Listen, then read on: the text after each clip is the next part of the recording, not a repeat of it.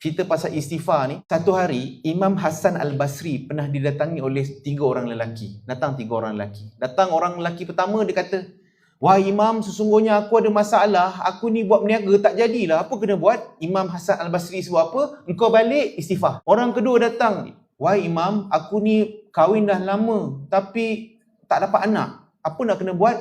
"Balik istighfar." Datang orang ketiga, "Wahai Imam, aku ni ada buat kebun-kebun lah tapi tak subur lah. Apa kena buat?" "Kau balik istighfar."